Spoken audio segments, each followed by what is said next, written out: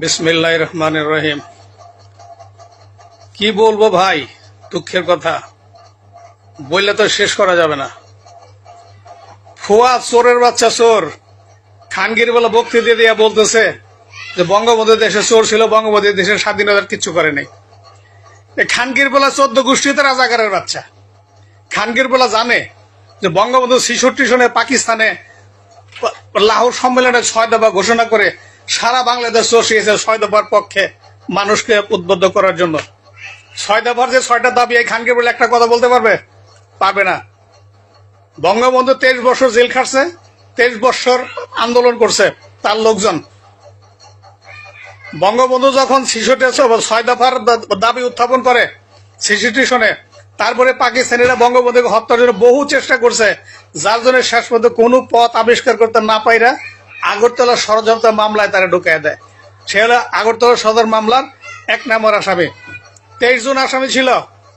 এই 23 জন আসামির কারোর মুখের থেকে বঙ্গবন্ধুর আগরতলা সদর মামলার সম্বন্ধে একটা কথা পাকিস্তানে বাইর করতে পারেনি। এত নির্যাতনের পরেও এই সবাইরে ভয় দেখানোর জন্য সার্জেন্ট জহিরুল হককে জেলখানার সকলের সামনে গুলি করে মেরে ফেলেছে পাকিস্তানিরা।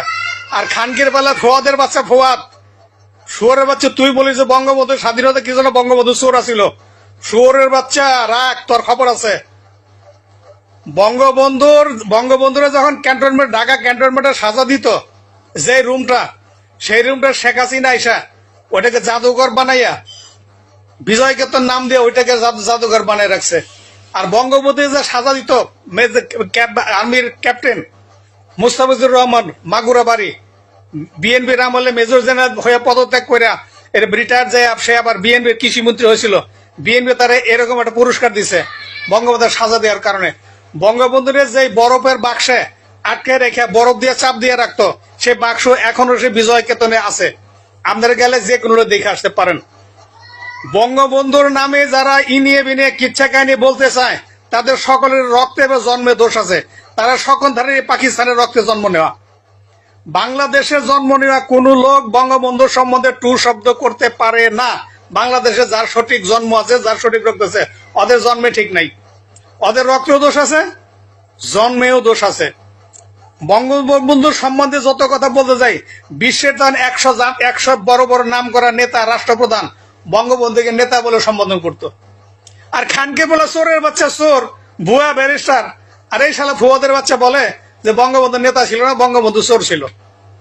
আরে খানকির বলা, পিছনের চিন্তা ভাবনা করে দেখিস, যাতে খালি মুখ দেখ কথা কয়ে দেখিস না, পিছনের ইতিহাস দেখ। বঙ্গবন্ধু যেদিন পাকিস্তান থেকে বাংলাদেশে আসে, সেদিন লন্ডনের প্রেসিডেন্ট সমস্ত নিয়ম প্রোটোকল ভেঙে এয়ারপোর্টে যা বঙ্গবন্ধুকে অভ্যর্থনা জানাইছে।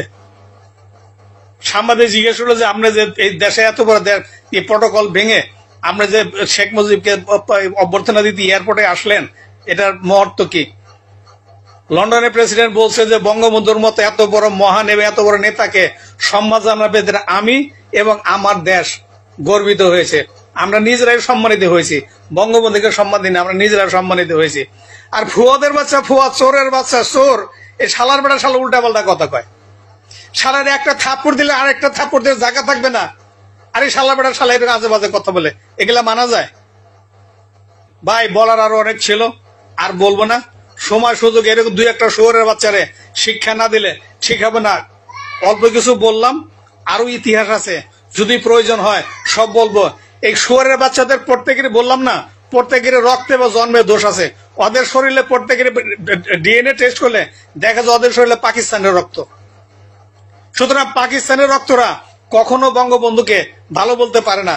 আর পাকিস্তানের কথাই কি বলবো, বঙ্গবন্ধু যত নির্যাতন, যত অত্যাচার করেছে, এই সব অত্যাচার বাঙালি অফিসাররা করেছে। এই ফুয়াদ, এই সুরের বাচ্চা ওই বাঙালি অফিসার, ওই শয়তানি রক্তের জন্ম। ভাই আজকে এ পর্যন্ত বললাম, যদি সময় প্রয়োজন হয় তাহলে আরো বলবো ইনশাল্লাহ।